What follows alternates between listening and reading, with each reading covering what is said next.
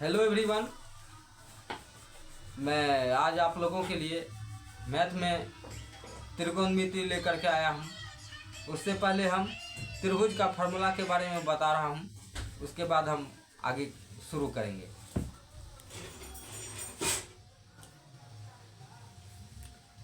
ये हमारा समकोण त्रिभुज है।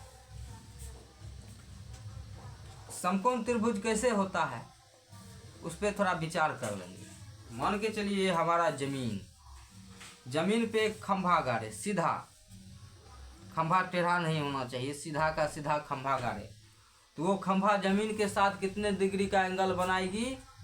तो 90 डिग्री का। वहाँ से एक रस्सी बांधेंगे और रस्सी बांध करके नीचे जमीन में सटाएंगे तो एक कोण बनाएगी। तो ये हमारा हो गया समकोण त्रिभुज। ये भी एक बात है कि त्रिभुज के तीनों कोणों का योग 180 डिग्री होता है। सबको जोड़ेंगे तो हमारा वो 180 डिग्री पूरेगा और जरूर पूरेगा। धन्यवाद। ये जमीन पे गाड़ा हुआ सीधा खंभा ये लंब कहते हैं, लंब कहलाता है। इसको पी लिखते हैं, यानी कि इंग्लिश में इसका नाम है परपेंडिकुलर। नीचे जो जमीन है वो हमारा क्या कहलाएगा? आधार। उसको इंग्लिश में कहते हैं बेस, इसलिए उसको बी लिखते हैं। ये है हमारा कर्ण, जो लंब के एक सिरे से लेकर के जमीन के एक सिरे में सटाते हैं। वहाँ की एक रेखा, सपोज डेट मान लीजिए एक रस्सी, उसको कहेंगे कर्ण। इंग्लिश में कहते हैं हाइपोटेनियस, इसलिए उसको एच लिखते हैं।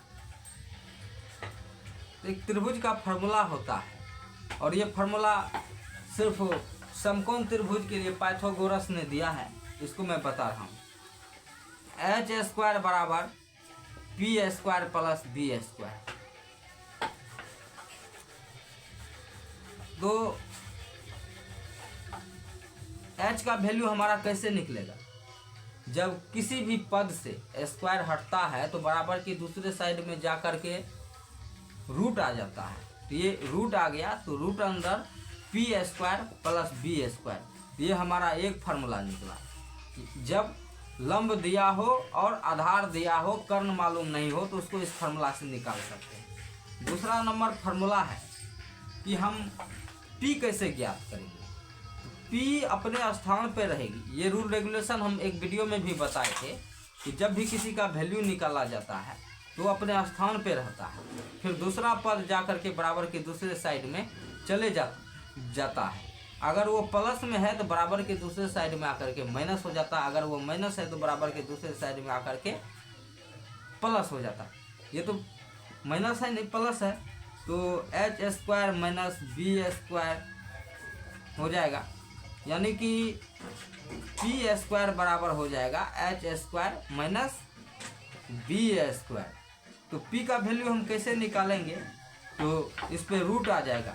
जैसे इस यहाँ से स्क्वायर हटेगा, इस पे आकर के रूट आ जाएगा H square minus B square. तीसरा फार्मूला है, अगर बी हमको मालूम नहीं है, अगर एच दिया है, पी दिया है, बी हमको मालूम नहीं है, तब क्या करेंगे?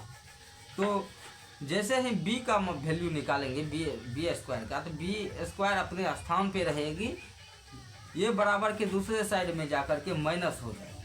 तो बी स्क्वायर बराबर ये H square minus P square. अब यहाँ से रूट हटेगा, स्क्वायर हटेगा, तो बराबर के दूसरी तरफ जाकर के रूट आ जाएगा, तो हमारा हो जाएगा root under H square minus P square. हम ये तीनों फार्मूला आप लोगों को बता दिया है। अब चलते हैं त्रिकोणमिति के फार्मूला पे।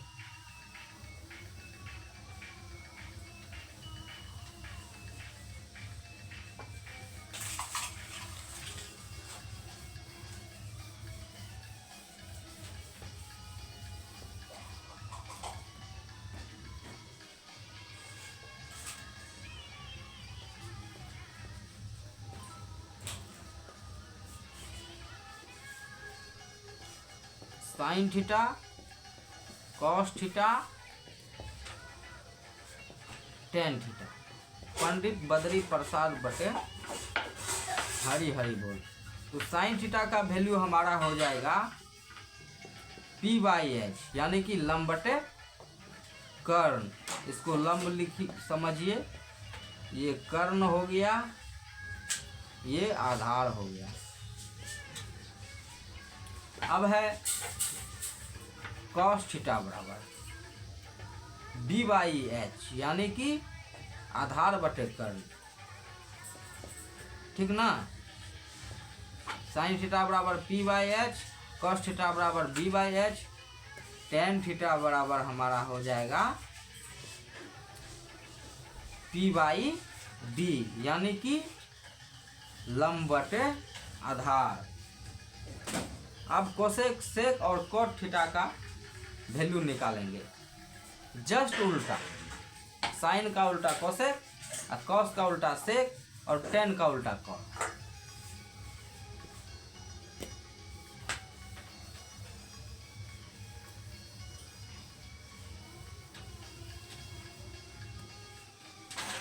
ये है हमारा कोसेक थीटा, ये हो गया हमारा सेक थीटा, ये है हमारा कॉट थीटा। ये हो जाएगा हरी हरी बोल बटे पंडित बद्री प्रसाद। ये कोसेक थीटा बराबर हमारा निकलेगा H बटे P यानी कि कर्ण बटे लंब। सेक थीटा बराबर हमारा निकल जाएगा H बटे P यानी कि कर्ण बटे आधार। और कॉट थीटा बराबर हमारा निकल जाएगा